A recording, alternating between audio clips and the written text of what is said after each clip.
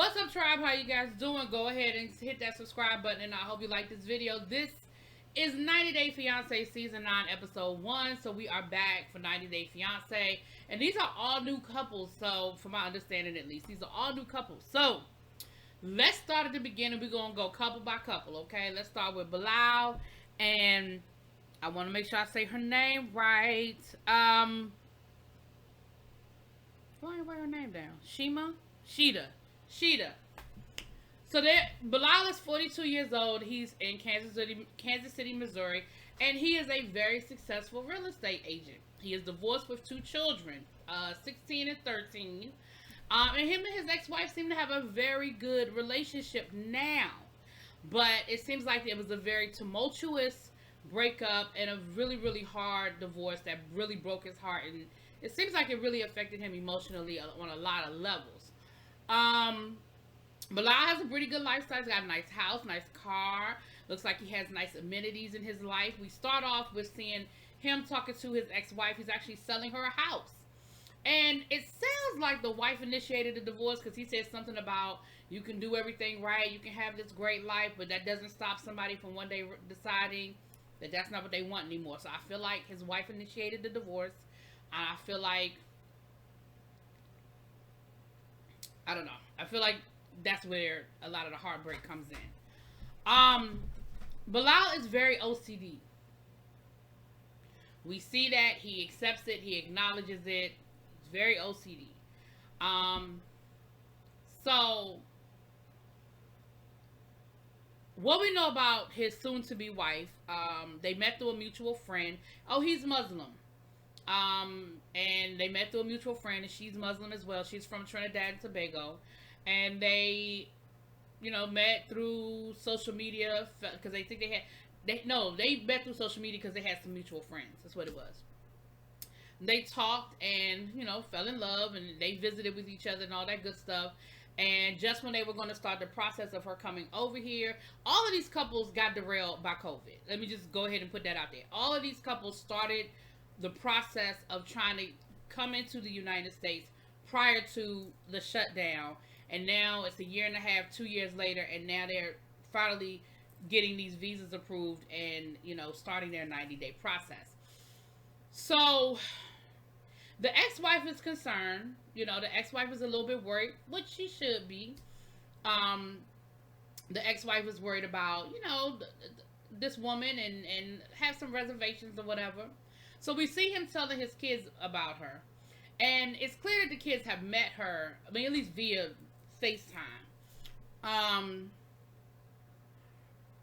they were like, well, what should we call her? And he was like, well, whatever you feel comfortable with. No, I don't think it's whatever they feel comfortable with. It's whatever they agree on, Sheeta and your kids agree on collectively, because you may tell them it's okay to call, and this may sound like a small thing, but you might tell them it's okay to call her something that she's not comfortable with. You know what I'm saying? Like, of course, no, it's not mommy, because they very much have their mother in their life, and no, it should not be mommy, especially since y'all ain't even married yet. But at the same time, I just don't think you should be telling them y'all come up with it and that's what y'all, no, because that's her name. That's what she's going to be called by. Now, she's a yoga instructor in Trinidad. She's 37, and she's never had children.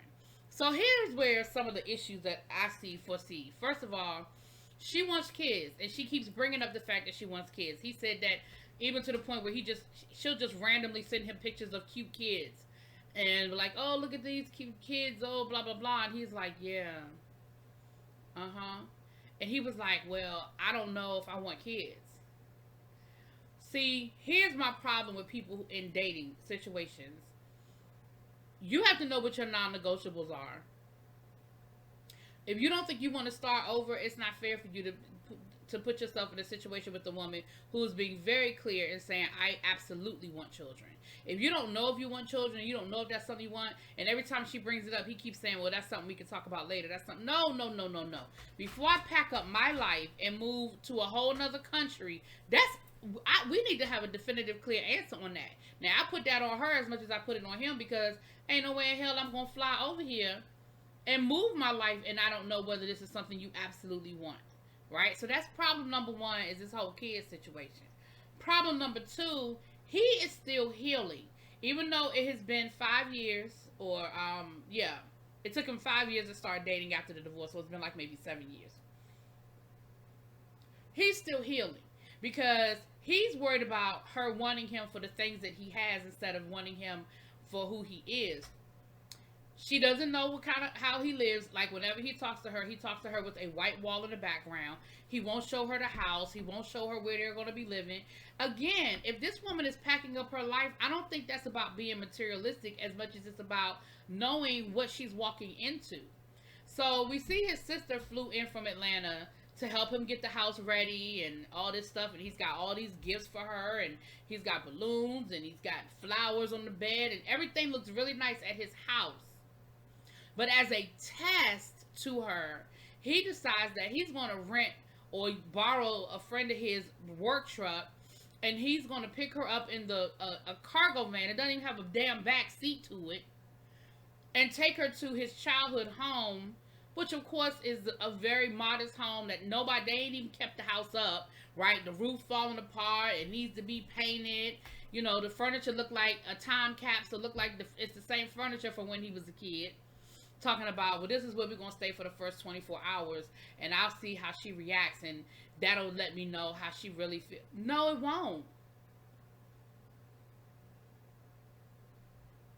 Because again, you didn't give her any warning to be ready. Like, that's not fair that you're going to test her with a house that you feel is lower than or less than. First of all, there are people who still live in that neighborhood. So for some people, look, that's where they live, and it is what it is. Now, the flip side of it is, okay, you're trying to protect yourself, you're trying to protect your heart. But again, I say, if you feel like you have to play these games, then you're not ready for love. You're not ready for a relationship, okay?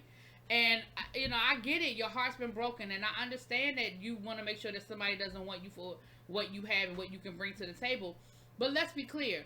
If you haven't shown her that side of you, if she doesn't know that you drive a Benz and live in a nice house and own a boat and all of the things that we learned about you in the first 15 minutes of this episode, if she doesn't know any of those things, yet she still was willing to pack up her life and fly to the United States to live with you sight unseen, that should be enough.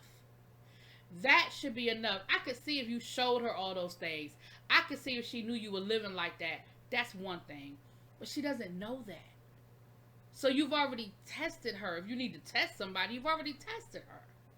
Anyway, that's the first couple, child. Woo. Then we have Jabari and Mona. Is that her name, Mona? So Jabari is 28. He lives in South Dakota. Mona is a makeup artist from Serbia. Now, Jabari is a free spirit, right? He is a free spirit. He likes to wear colorful clothes, and he's quirky. And, he said he grew up the quirky kid, and then he just started embracing it. He's a front man for a band that's like punk, hip-hop, something. And his best friend is from Serbia, which is how he met his fiance. He said he started going to Serbia, with the band. And that's how he met her, and they started dating. And, they've traveled, and they've had this exotic relationship. But once of course, the pandemic hit, he had to move from Los Angeles back to South Dakota, where he's from, moving with his parents to try to save some money and put himself in a good space for their future. She wants to come. She reminds me very much of Jovi and, oh gosh, you know what I'm talking about. The one from Serbia, the one that moved to the New Orleans, and she hated it and wanted to live in like Los Angeles or whatever. So she wants to live in Los Angeles, and she wants a wedding on the beach, and she really doesn't care about money or finances. And he's trying to talk to her and say, hey, this is what we need to do for a year so we can save money so that we can have the life we want to have. Like, are you willing to stay here with me for a year? Are you willing to live this life with me for a year so that we can get what we're trying to get, like, so we can get to that next part. And you know, she's like, yeah, I don't know, like, no, I'm not really trying to do that. Now he's living with his mom and his dad. Now his mom is biracial, his dad is white. It was really his stepdad, but the only father he's ever known, so he's white. And they have some really serious concerns about um about her. They've heard her on the phone. And I feel like they have some concerns just about his maturity level and whether he's ready for this. Um, they've seen her Instagram, and she's very much, very provocative on Instagram, and wears very revealing clothing. So the mom is concerned about how she's dressing. Mom's concerned about how she talks to him. Now, some of those things, I'm gonna say, Mama, you gotta stay out of that. But then there are other things where I'm like, okay, I can see where that could be a problem. I can see where you could have a concern. But I think this is, like I said, this is gonna be a problem before it even gets started, because she has, listen, of all of the places in the United States that could be the furthest from Los Angeles, South Dakota. All right. Sorry, y'all. Y'all let me know how that work out. So then we have Kara and we have Guillermo. Now they met in the Dominican Republic. Now Kara is 29, Guillermo is 21. She said, I'm a little cougar, honey. Now she is a party girl, right? She said that she was the typical party girl. She traveled the world. She worked. She lived in all these different countries, and she really didn't have a care in the world. And she said she was down in the Dominican Republic one day, and living down there for a while, and a guy came up to her, her and her friends, and was like, it's happy hour time, or it's margarita time, or whatever. And basically they started dating, and that was that. Now this couple is, I'm gonna say, this couple probably has the best chance of it being a long-term thing, because they actually lived together. When she was living in the Dominican, they lived together for like 8 months before she came back to the United States. Now he's originally from Venezuela, and so his country, has had some political strife, which is why he left and he went down to the Dominican Republic. She does balloon art, like for parties, like the arches and stuff like that. She said that's something that she sort of developed during the panty. And the biggest thing with him is right now is that his passport has expired, and so they're a little nervous about whether he's going to be able to fly into the United States on an expired passport. Now he does have paperwork because of what's going on in Venezuela. It's hard for them to, it would be hard for him to renew his passport. So he has some paperwork, but she's worried about whether it's going to get him through the airport. So she actually flew down to the Dominican Republic to help him get through security and get through. And I'm thinking to myself, what you think they're going to say to you different than they're going to say to him? And she said, I honestly feel like if I don't do things for him, then they won't get done. Again, I don't want a child. I want a man. So if I got to be somebody's mama, then I would have had churn.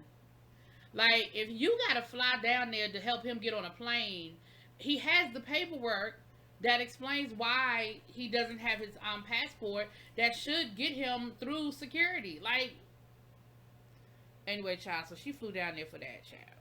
Anyway, like I said, they're the ones, like, they've actually, like, lived together for an extended period of time, child. So then we have the last couple we met on this episode, because I feel like it's a couple more couples. We have Emily and Kobe. Now Emily is 29, Kobe is 34. They met in Asia, but she's from Kansas and he's from Cameroon. Again, she was a wild child out there living her best life. She was in, I think, Shanghai. They met in Shanghai. He was an underwear model. And, it was basically a one-night stand that turned into a whole relationship. And then, next thing you know, baby, she was pregnant. So, she came home, and he was supposed to follow behind her. But, like I said, he got sidetracked by the panty. She got home and was like, surprise, I'm engaged. Surprise, I'm pregnant by an African man from Cameroon in the middle of Kansas. So, she had the baby. And, of course, now it is, I think they said the baby's 17 months old now. Over a year. And so now he's coming. And of course, her family had reservations. I feel like there was an awkward conversation they were having. One, because of the cameras were there, and two, they were trying to say things without saying things. But I think they were asking about the fact that he was black and how he would adjust to being in the middle of Kansas. And two, she's worried because she doesn't look the same. Looks like she hasn't lost her baby weight. You know, she was like a size probably 2, and now she's probably a size 12. You know, so she's nervous about that. Now he's been living in Cameroon. He's not in Shanghai anymore either. He's no longer an underwear model, so his money's funny and her money's funny. She's been working as a nanny, but of course that's not going to bring in enough money for them to be able to move out. So they're going to be moving into the house with her parents and her sister. They said it's 1 bathroom. Sure. Now, of course, Daddy is concerned because Daddy is like, listen, it's been a long time. Like, y'all haven't seen each other, been around each other in almost 2 years. And he was like, you don't have to, I don't want you to feel, well, actually, it's been 2 years. He was like, I don't want you to feel obligated. Like, if he gets here and it don't feel right, like, y'all don't have to get married. He said, but please, please, please make sure that y'all don't get pregnant. Until y'all figure it out, until this whole situation works itself out, please make sure that y'all not getting pregnant. And of course, she was like, I'm not going to do that, Dad. But their parents seem to have some reservations as well, which again, I understand. Like, I get it. And now you have a whole grandbaby you got to be concerned about, because it sounds like everybody said that she didn't make the best decisions. Like, have her ex-boyfriends in jail. So of course, I'm sure they're thinking, you don't have the best track record when it comes to men that you've dated in relationships, and now you got this whole man from another continent, you know, black man, African, coming up in the middle of Kansas. I'm not sure how we feel about this. But anyway, those are our couples, honey. It looks like we got at least 2 more, I think, that we're going to meet before this is over with. But y'all let me know what y'all think. I'll talk to y'all later. Peace.